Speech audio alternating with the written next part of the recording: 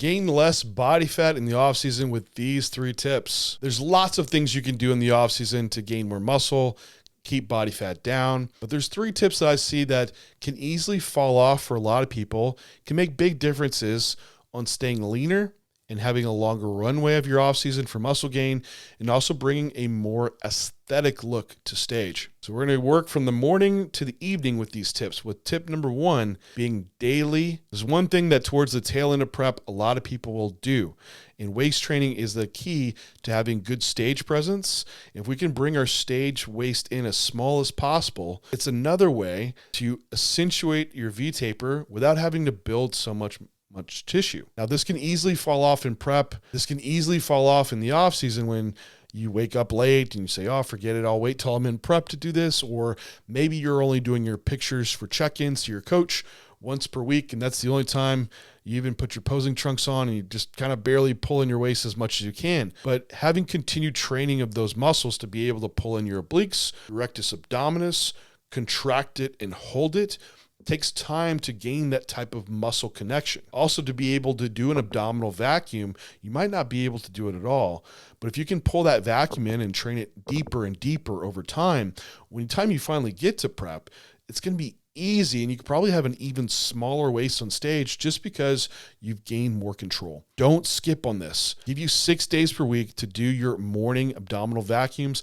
Doesn't take long, less than 10 minutes to do an abdominal contraction like you would in your overhead, ab, and thigh, and then gain your breath, blow it all out, go into your abdominal vacuum. Once you're about to need to gasp for air, go back into your abdominal contraction and hold that. To be able to go back and forth to ab contractions, to abdominal vacuums, just like you would on stage. Tip number 2, we're now moving throughout our day. We're eating meals. One thing I see fall off is daily step count. Now, daily step count, for one, it is important to have a certain amount of energy expenditure to account for your energy intake to where we have the right surplus.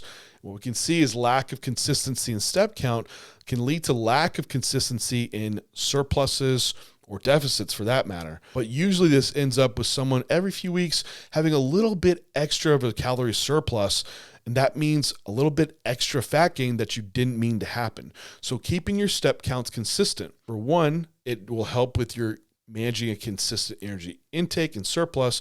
But the more important one that I really see that is a problem in the off season is digestion. A lot of people eat a meal and they're lethargic because they're eating so much food. They sit down right away. Then maybe they do keep on their steps, but they get a big chunk of them in the morning or maybe at night. Now, what I encourage you to do is do 5 to 10 minute walks after your meals.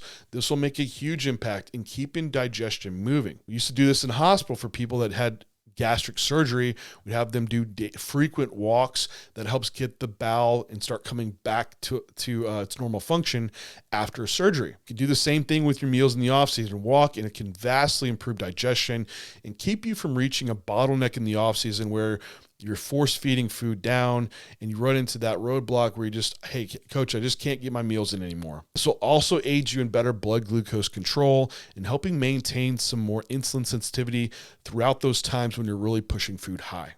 The third tip, the last one that falls off as we move into our evening, is sleep routine. On prep, we are creatures of habit. You go to bed at the same time, you wake up at the same time.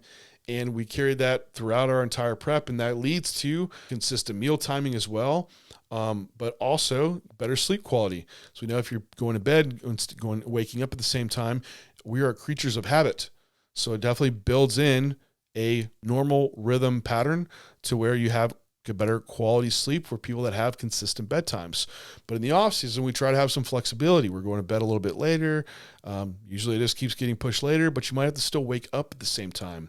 Or you're having some fun on the weekend, you stay up really late, and you should have fun, when you can, but it can throw off your whole week of sleep for just one night of altered sleep patterns and lack of sleep. So if you really want to make good progress in the off season, go to bed and wake up at the same time. That sleep deprivation just for one night can impact your blood glucose and insulin levels the next day, which can lead to more hunger, lead to more eating, and lead to a bigger surplus than what you intended. And sleep is your number one recovery tool, even beyond just eating more food, because you can't overeat, when you're undersleeping to make up for that recovery aspect you're missing on when you're not getting that sleep that you need. So use these 3 tips, do your waist training, walk after meals, and keep to your sleep routine for a leaner off season that will lead to more productive muscle gain over the long term. If you enjoy these tips, come join J3U, where we have plenty of tips for you to use